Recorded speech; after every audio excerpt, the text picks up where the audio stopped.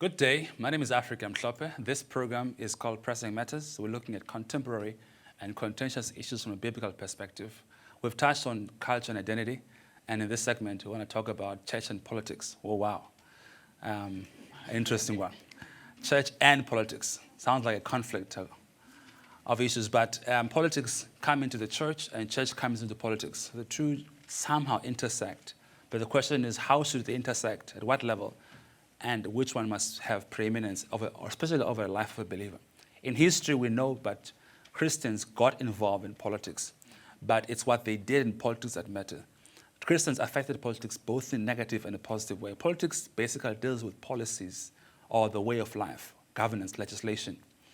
And there are biblical examples of politicians that are believers, not necessarily Christian, but Jews like Daniel and Joseph as well in other countries. So this is not something that's new for us, but it's something that we're struggling to navigate or struggle to understand, especially in a racially polarized country like South Africa. Those of you watching from elsewhere, we've got problems here. I suppose there's problems everywhere. But there's political identity where a person and where people are conflicting around politics, around resources, sharing of resources in this country. The current issue right now that's topical in South Africa is the issue of land, how to share this resource called land. And so everything that happens that is a source of conflict is addressed based on, a person addresses everything based on his moral position. The conflict itself reveals who you are. So in other words, if you had a tube, whether it's a toothpaste or whatever tube, you press it. So social issues press the tube, but only what is inside the tube comes out. So the issues are not responsible for the contents in the tube. They're responsible for revealing what is inside the tube. So situations of life might pressure you, whether it's inequality or injustice or racism. It might pressure you, put you in a corner. But pressure only reveals what you already are. Okay, so if hatred comes out, it means hatred existed, but it needed conditions to produce it. Okay, so that's very important. So politics, we must look at it from a position of your moral base. What governs you in terms of your values? So now let's talk about land. It's topical.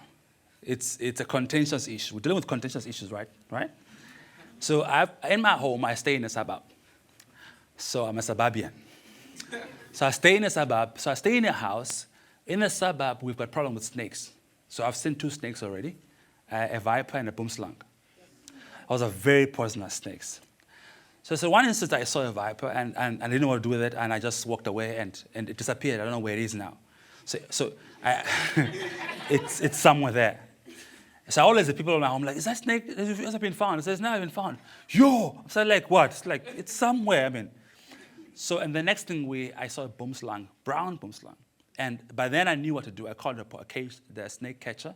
He came in, took the snake, spent about 30 seconds. It's so fast. Took it, put it in a container, he drove away. And I paid him 250 rands, a call-out fee. Now, why didn't I kill the snake? I didn't kill the snake because I'm convinced that snakes have as much right to live as I do. I believe that they're entitled to existence as much as I am entitled to existence. As a matter of fact, I believe that our suburb was built on a habitat of snakes and a place that used to be occupied by snakes. So snakes are not the intruders, we are. So we built a suburb in a place that used to be occupied by snakes. So why must snake die and we live?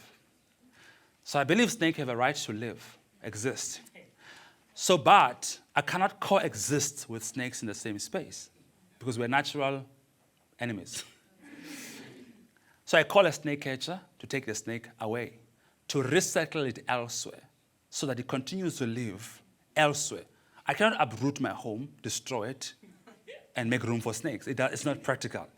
So we've already built the house I'm renting is already built, the suburb is already built, it's constructed. It's impractical to destroy the suburb for the sake of snakes. It's already there. But I'm a human being. I know better the habitat of snakes, what they feed on, and I have resources.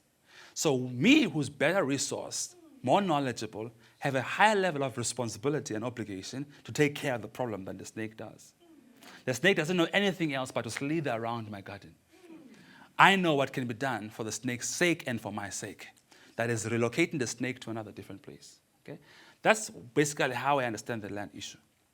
That there's already existing suburbs that have been built in certain places that used to be occupied by other people. But those suburbs cannot be destroyed to make room for the people who used to occupy them to come back. But however, the people who occupy those suburbs, who in most cases are better resourced to look for solutions and come up and participate in solving the issue of landlessness of those who don't have land, must be part of the solution. We could barricade ourselves in our home and say we don't want snakes coming in and we close the doors. It's impractical because we must still come out of our house into the yard, into the garden, and encounter snakes. So shutting yourself away from the problem doesn't remove the problem. The problem exists outside of your house, right in your garden. So every South African has to participate in finding solutions to South Africa's social problems. And we are one of the most unequal societies in the world as a country. And so church cannot be absent from this space. Church must be present, playing a very pivotal role in this space, because these issues also cut across the issue of morality and values. They're not just political. There's also issues of values. How do we address contentious issues without feeding hatred and violence, certain things? So the snakes was caught again, are settled elsewhere. I'm happy. The snake, hopefully, is happy. And so guess what happened? So some bush somewhere around my suburb, snake has found a home. And I also have a home. So both of us have been settled. So there is a home, a place for people to be settled in. If they no longer can be settled back where they used to stay, there must be a solution to where else can they be settled in that is still habitable for them to stay. We can't say it's not my problem. It is our problem. Okay? So now, how do we address the issue of landlessness, or land issue? We address it, first of all, by being aware of the fact that every time there's a discussion in South Africa, again, it reveals our values. So those who are at the table of discussion are those also are governed by a certain value system. Those who talk on our behalf are not talking from space or vacant. They talk already not only informed politically, but informed morally. So that nobody comes into the discussion table absent of moral persuasion. Okay? So they discuss an issue, but governed by a certain moral value system. We being absent in that space means a certain moral value dominates that space. And that moral value often is this kind of polarization. It's this kind of hatred. Now, we would have come there and said, no, that's truly the problem. As long as we don't try to say something that is not a problem, it's not a problem. As long as we are able to tell the truth. So no, we agree. There's a problem of racism here. The issue is not just we point out the problem, but it's how we address the problem. Do we feed this monster or do we destroy it? Now, political parties in South Africa, in my perspective and view, have done very little in helping us to move forward or move towards each other. They've done a good job in helping us to move away from each other, building on nationalism and race, and feeding hatred and division, because division is a currency they use to gain mileage politically. Divided. So they use the principle of divide and rule. And so they will divide around race, around class, around gender. So when we come in there, somebody like Wilberforce, who fought against slavery in the UK Parliament, as a parliamentarian, a Christian, motivated by his faith, stood for years, close to 2 decades, fighting against slavery. And they kept voting, and he kept losing the vote, but he kept campaigning against an injustice called slavery. Now, interestingly enough, you might have somebody, and I've had this question before. The Bible supports slavery. Have you heard that? Your Bible supports slavery because Paul says, slaves, submit to your own master. Paul writes that, right? In the New Testament. He doesn't say, don't submit. He says, slaves, obey your masters. And Onesimus is released from jail, and Paul plead for him, but he doesn't plead against slavery, seemingly, nowhere in the New Testament. It's very important to address that issue, because if we don't, people out there would say, Christians, we are escapists. We pretend as if problems don't exist, and we say, we'll pray about it. That issue exists, but the context is different. In the Bible, slavery was caused largely by economic issues. A person could also be enslaved by choice when he could not pay a debt, and he would go and enslave himself to pay off the debt. Remember, there was a woman whose husband died without the debt being paid, And they says to Elijah, they were going to take my sons and make them slaves to pay off the debt. So there was slavery that was caused by economic issues. And slaves in the Bible were also released after 7 years. Okay? And slaves in the Bible were not necessarily another race. Jews could also enslave each other for a period of time, and then on Jubilee release people from slavery. And slaves were also a product of contest, in terms of war. And those who have been defeated would become slaves.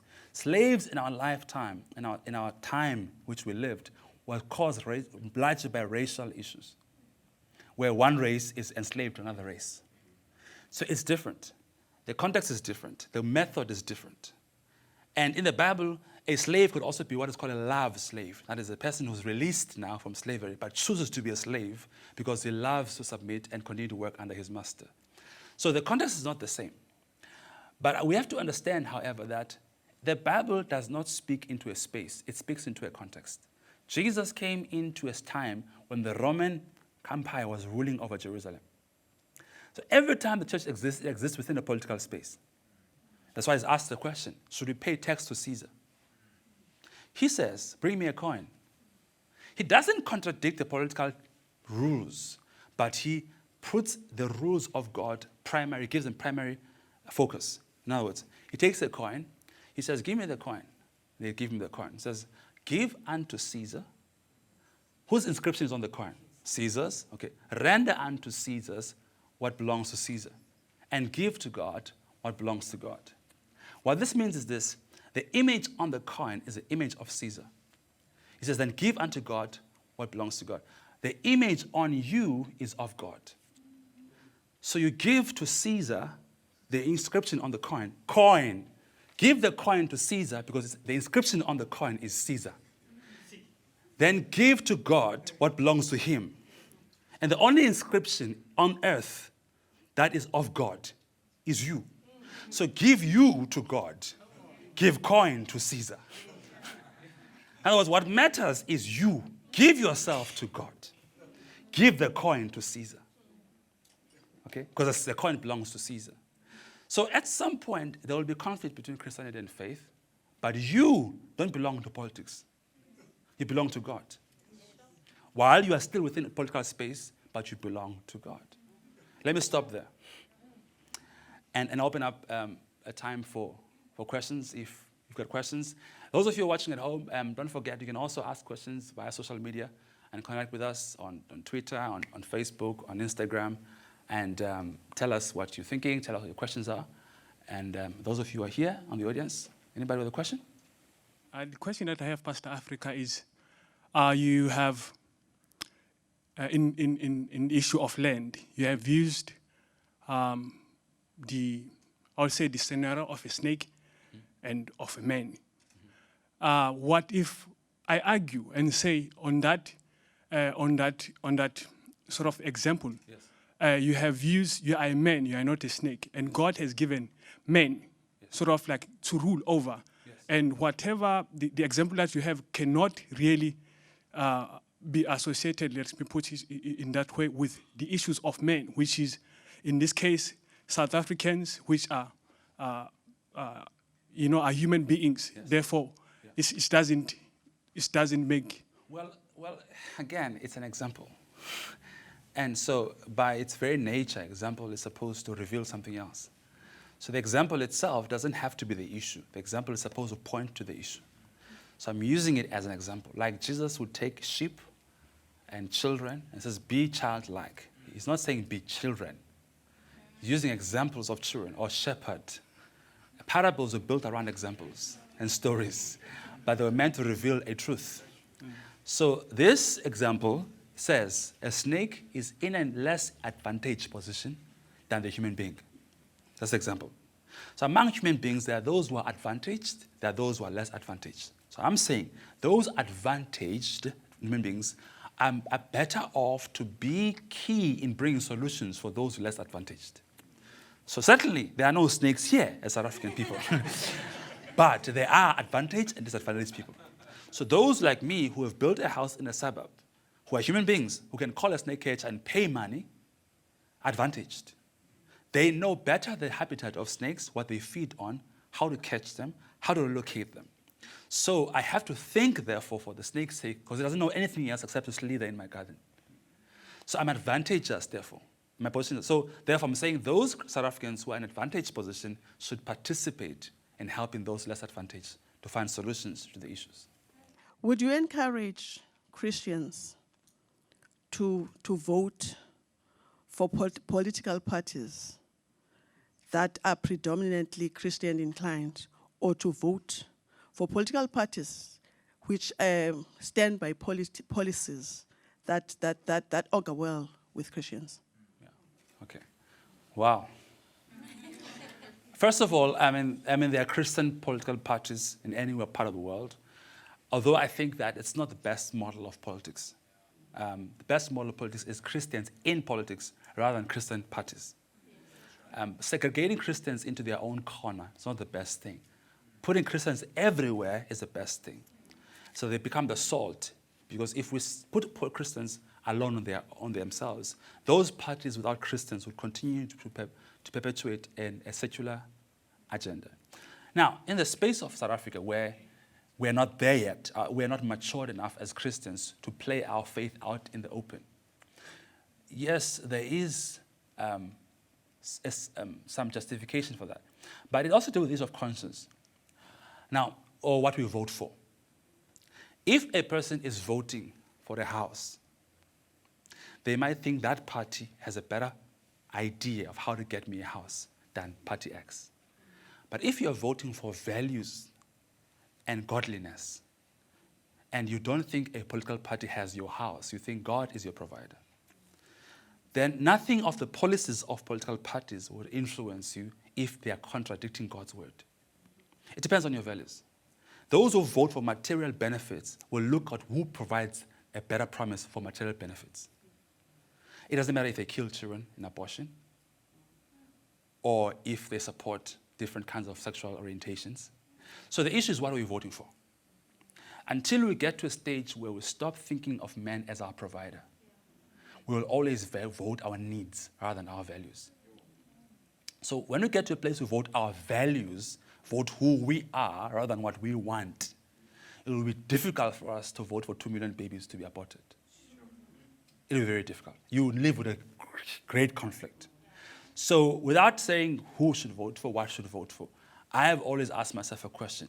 Does it not matter to me as a person that Party X support the killing of babies, even though they might build me a better house?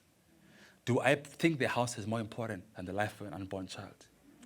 So those two things have caused me to struggle to vote. And I certainly will not vote a party because of racial connotation, that because it's black or white. I think that's just fully. So I think as we grow in our values and we espouse and we live our values, we'll find this quite difficult just to think of personal needs when we look at the country and where it's going. Because the problem of the country is not just social, it's also spiritual. Even if all the social needs were met by a so-called Party X with all the policies, it doesn't mean the spiritual needs or issues would be changed. So if, for instance, Party X were to build us the best houses, the best streets, best infrastructure, but told us no longer to pray, no longer to worship God, there are Christians, unfortunately, that will still vote for that party because they do not think their faith has to have preeminence in their lives. And so we need to fight for the faith, not for our personal needs. So whatever party, therefore, better expresses our faith in the sense and how we look at it, we should vote for that party. And that's my personal view. Hello, Pastor Afrika. Mm-hmm. My question goes like this. You know that society is classified within the 7 mountains. Mm-hmm. And within those 7 mountains, depending on how you classify it, the church is also one of the mountains of culture, whether you call it church or religion. Yeah. And usually you find that the other mountains like media, which are systems, media, politics, they all come to the church to get their values or whatsoever. But I come from a different, I come from Malawi. And I know that other countries are watching. Yes. Back in my country, there was a rumor which was passed on political parties wanted to pass a law that homosexuality should be legal within the country. But the church stood up, and from the north to the south, they stood up, and that law was not passed simply because the church united and they had a voice. And there's, within the pressing matters which we are touching on today, on the issue of land here in South Africa, I just want to know, in relation to what I have shared, what can the church do to become a voice within the region? Yeah, you did mention something. You said this is that at the in one of the segments. I'm a Bible school student, so I study my scriptures. There's a scripture in Isaiah 2, verse 2, which says, in the last days, the mountain of the Lord's house will be exalted above the hills, which represents the church. So my question is within that. What can the church do to become that voice? Okay, the church will have to come out of church.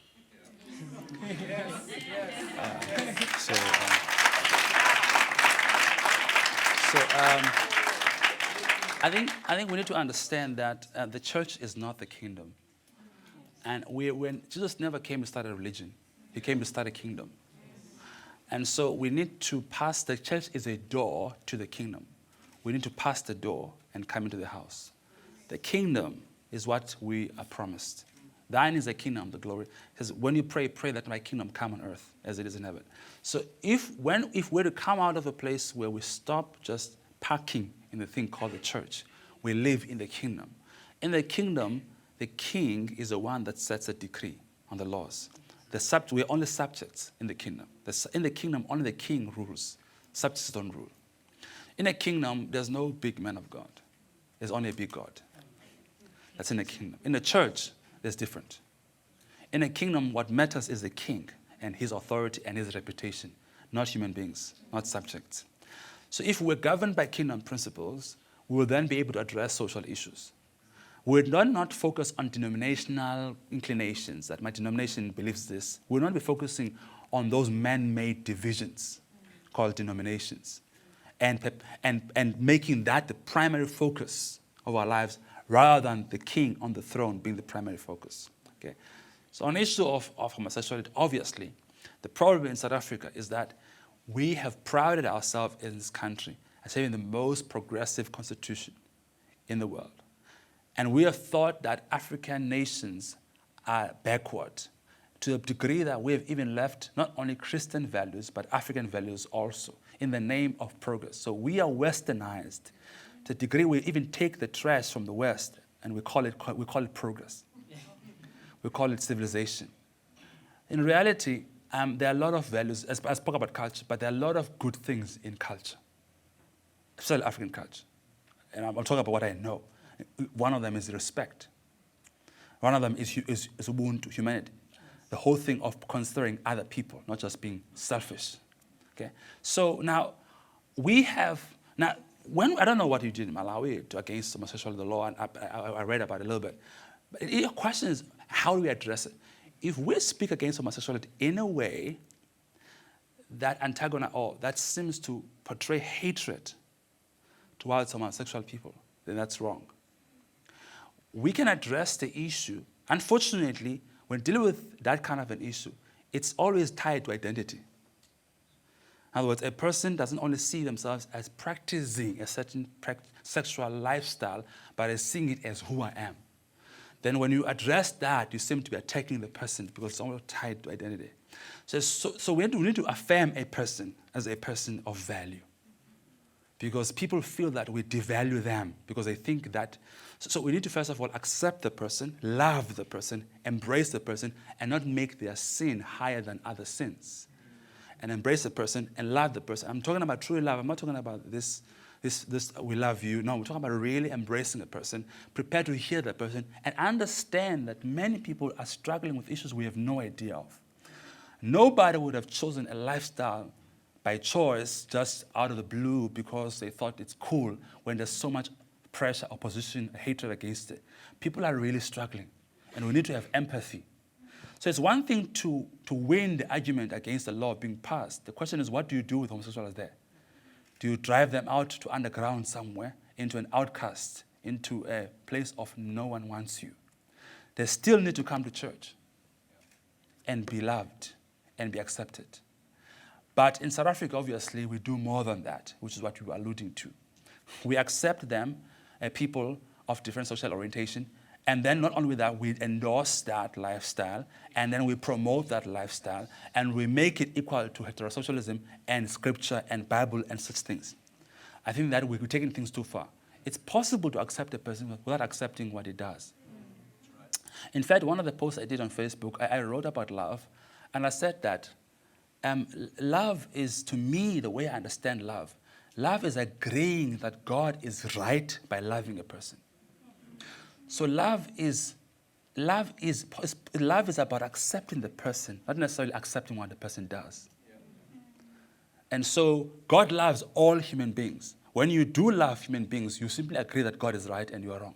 When you hate a person, you think you know better than God. And he doesn't hate. So I think we have to deal with that kind of discussion and difficulty, how to navigate that. But I hope I've answered you somehow. Well, that's all we had for today. We hope you enjoyed that. And we hope that you'll meet us again in the next segment. We'll continue on the subject of church and politics. Out. See you later. Bye.